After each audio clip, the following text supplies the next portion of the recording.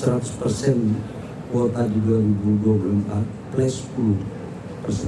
Nah, kalau ada yang masih kurang, ya silakanlah beli juga di Pertamina.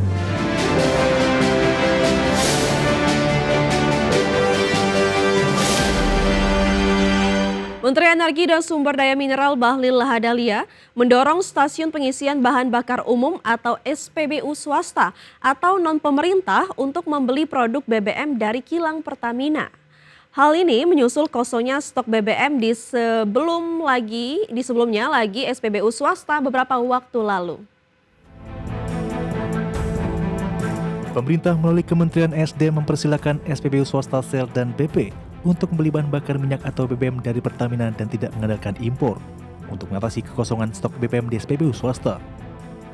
Menurut Menteri SDM Bahlil Lahadalia, pembelian BBM dari Pertamina guna menjaga keseimbangan neraca dagang energi nasional.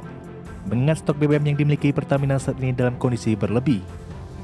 100% kuota di 2024 plus 10%.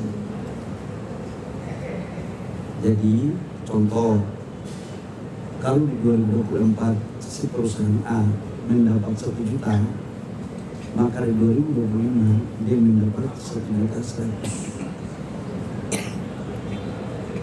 Oke? Dan itu sudah kita lakukan. Nah, kalau ada yang masih kurang, ya silakanlah beli juga di Pertamina. Bahlil memastikan pemerintah telah memberikan kenaikan alokasi impor kepada badan usaha swasta di luar Pertamina sebesar 10% dari alokasi tahun ini. Dari Jakarta, di Firmansyah, Tim Liputan IDX Channel.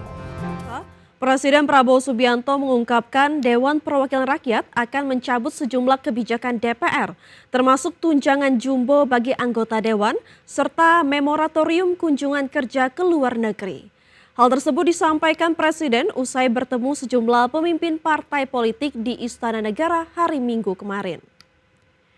Prabowo mendukung langkah para ketua umum partai politik yang telah mengambil tindakan tegas terhadap sejumlah anggota DPR yang pernyataannya membuat gaduh. Prabowo meminta masyarakat untuk tetap tenang dan percaya kepada pemerintah di tengah meningkatnya tensi politik dan aksi massa yang terjadi di berbagai daerah.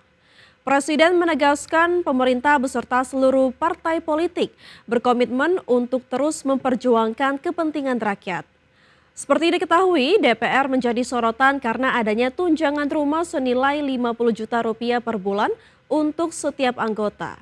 Selain itu, anggota DPR juga disorot karena melakukan kunjungan ke luar negeri. Besarnya tunjangan anggota DPR ini memicu unjuk rasa di sejumlah daerah yang kemudian berubah menjadi kericuhan dalam beberapa waktu terakhir. Pimpinan DPR menyampaikan akan dilakukan pencabutan beberapa kebijakan DPR RI, termasuk besaran tunjangan anggota DPR dan juga moratorium kunjungan kerja ke luar negeri. Saya menerima laporan dari para ketua umum partai politik bahwa mereka telah mengambil langkah tegas terhadap anggota DPR masing-masing terhitung sejak hari Senin 1 September 2025,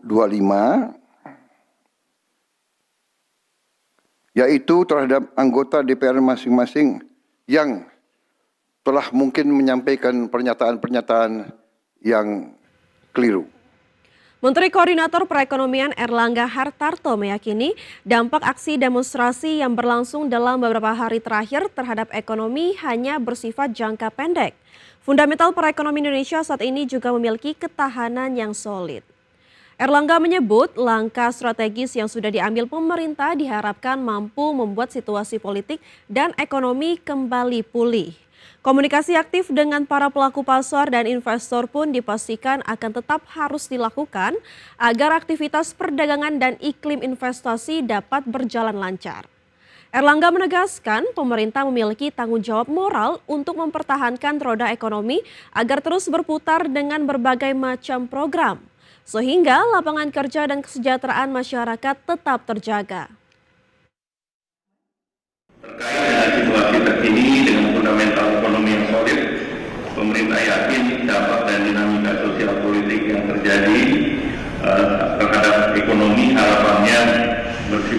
jangka pendek dan pemerintah terus mendorong optimisme untuk jangka menengah. Sementara itu pemirsa, kalangan pengamat ekonom menilai pemerintah harus menjaga kestabilan ekonomi secara maksimal, di mana salah satu sektor yang akan terdampak tak lain adalah sektor investor real. Pengamat ekonomi Selios Nailul Huda menegaskan pemerintah harus tetap menjaga kestabilan ekonomi di tengah gelombang aksi unjuk rasa, di mana aksi unjuk rasa yang berakhir ricuh mengakibatkan sentimen negatif bagi para pelaku pasar, terutama bisa berdampak terhadap investasi di sektor real. Untuk itu Selios berharap pemerintah bisa menciptakan suasana yang kondusif yang mendorong kestabilan ekonomi. Ketidakstabilan politik akan menciptakan ketidakstabilan ekonomi dalam negeri. Nah, pada akhirnya akan memengaruhi kondisi usaha Indonesia, IHSG itu pasti akan memerah. Nah, selain itu, investor sektor real itu juga akan mengurungkan niatnya untuk masuk ke Indonesia untuk berinvestasi. Pemirsa, Presiden Prabowo Subianto juga menggelar sidang kabinet paripurna di Istana Negara guna membahas sejumlah isu terkini, termasuk isu pengelolaan sumber daya alam. Dalam keterangan persnya, Menteri Pertahanan Syafri Samsudin mengatakan aparat diminta untuk menindak tegas pihak-pihak yang memanfaatkan sumber daya alam yang tidak sesuai aturan. Sesuai perintah Presiden, Polri dan Kejaksaan Agung diminta untuk tidak menyurutkan penindakan terhadap para pelanggaran aturan di bidang sumber daya alam. Mehan memastikan Polri dan TNI akan terus bekerja sama untuk menegakkan aturan serta menjaga keamanan dan kedaulatan bangsa. Panglima TNI akan dibantu oleh Kepala Staf Angkatan, baik Angkatan Darat maupun Angkatan Laut, serta Angkatan Udara untuk terus memelihara keamanan di wilayah nasional kita dan melakukan upaya-upaya pengamanan dan penertiban terhadap sumber daya alam yang mungkin dipergunakan secara tidak memenuhi ketentuan yang berlaku menurut. Pemirsa, mantan Menteri Agama Yakut Holil Kaumas alias Gus Yakut kembali memenuhi panggilan penyidik KPK. Dengan menenteng map berwarna biru, Gus Yakut tiba di Gedung Merah Putih KPK sekitar pukul 9:18 waktu Indonesia bagian Barat. Gus Yakut diperiksa sebagai saksi terkait kasus dugaan korupsi penentuan kuota haji 2024. Mantan Menteri Agama era Presiden Jokowi ini mengaku tidak membawa dokumen apapun untuk diserahkan kepada penyidik pada hari ini. Sebelumnya, KPK telah mencegah Gus Yakut untuk berpergian ke luar negeri dalam 6 bulan ke depan. KPK juga telah menggeledah rumah Gus Yakut di Jakarta Timur. Dalam penggeledahan tersebut, KPK menyita sejumlah barang bukti penting seperti dokumen dan telepon genggam. KPK juga menyebut kasus ini merugikan negara lebih dari 1 triliun rupiah.